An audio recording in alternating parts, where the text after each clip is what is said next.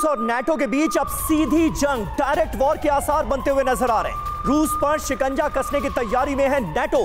पूर्वी सीमाओं पर नाटो करेगा भारी सैन्य तैनाती। नाटो 3 लाख सैनिकों की तैनाती पर कर रहा है विचार। पोलैंड पर अटैक की रूस की चेतावनी को लेकर यह बड़ा फैसला लिया गया है। तो क्या यह मुमकिन है आने वाले वक्त में रूस और नाटो के बीच क्या सीधी टक्कर होने जा रही है? करुणा, यह बड़ा सवाल है।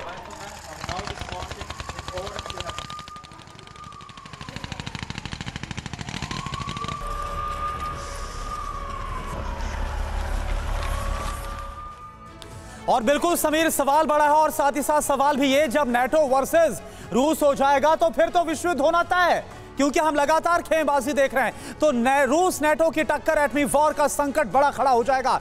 इस पर बड़ी इंफॉर्मेशन क्या है जरा यहां पर आप देखिए। रूस नाटो की टक्कर, एटमी वॉर का संकट, नाटो का बहुत बड़ा फैसला क्या है कि रूस के खिलाफ तैनाती को बढ़ाया जाएगा बॉर्डर पर। समीर, बिल्कुल सही बात है। और रूसी बॉर्डर पर 3 लाख सैनिक भेजने की तैयारी की जा रही है। पूर्वी सीमा पर सैनिकों की संख्या बढ़ाई जा रही है। नाटो वर्सेस रशिया के सीधे आसार बनते नजर आ रहे हैं। और साथ ही देखिए, सदस्य देशों को बचाने के लिए यह बड़ा फैसला लिया गया है। रूस से सटे खासतौर पर जो नाटो देश है उन पर अटैक का खतरा बहुत ज्यादा बढ़ गया और पहले ही पोलैंड पर मंशा जाहिर की जा चुकी है रूस की। बिल्कुल, और पोलैंड को लेकर जो धमकी दी गई उसके बाद यह फैसला और ज्यादा अहम हो जाता है। 10 दिन में इन देशों के सैनिकों की तैनाती की जा रही है। पोलैंड, नॉर्वे, एस्टोनिया, लातविया और लिथुआनिया, इन देशों में सैनिकों की तैनाती बढ़ाई जा रही है। सीधे आसार बनते हुए नजर आ रहे हैं कि नाटो वर्सेस रशिया आने वाले वक्त में यह जंग भी हमें देखने को मिल सकती है। अभी हम देख रहे हैं कि नाटो के 30 देश किस तरह से एक साथ मिलकर रूस का सामना कर रहे हैं। इस जंग में रूस से लड़ाई लड़ी जा रही है। और अब यहां पर यह समझना ही बहुत जरूरी है कि नाटो के लिए मुसीबत क्या है। पहली बात, सदस्य देशों से मदद में मुश्किल होगी। यह एक बहुत बड़ी मुसीबत के तौर पर, चैलेंज के तौर पर। बिल्कुल सही बात है। और ज्यादा सैनिक और गोला बारूद की भी जरूरत होगी नाटो को। यूक्रेन जंग के बाद हथियारों की भारी कमी लगातार नाटो देश महसूस कर रहे हैं। यह भी एक बहुत बड़ा चैलेंज समीर। और कई देशों का हथियार भंडार खाली हो चुका है, लेकिन युद्ध की चिंगारियां ऐसी भड़क रही हैं कि आने वाले वक्त में और ज्यादा सैनिक कैसे बढ़ाए जाएं और ज्यादा हथियार कैसे खरीदे जाएं, इसको लेकर सभी देशों को मंथन करना पड़ रहा है।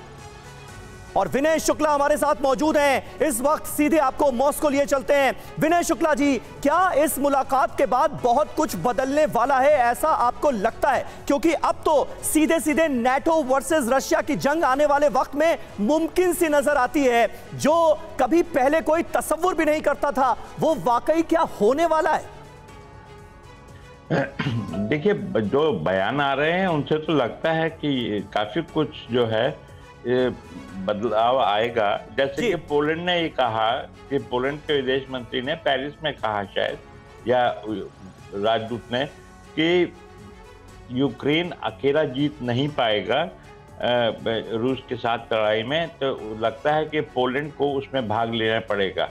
पोलैंड अगर भाग लेता है तो इसका मतलब है नाटो, और उसका जवाब रूस देता है तो मतलब तो कहीं ऐसा तो नहीं विनय शुक्ला सर कि जो हम देख रहे हैं जिस ऑप्टिक्स के साथ, जिस नजरिए के साथ, कहीं ऐसा तो नहीं कि नाटो की तरफ से ये जो तैनाती का फैसला लिया जा रहा है, इसी का जवाब देने के लिए अब रूस और चीन खुद को और ज्यादा गठजोड़ को मजबूत करने की कोशिश कर रहे हैं इस दौरे से?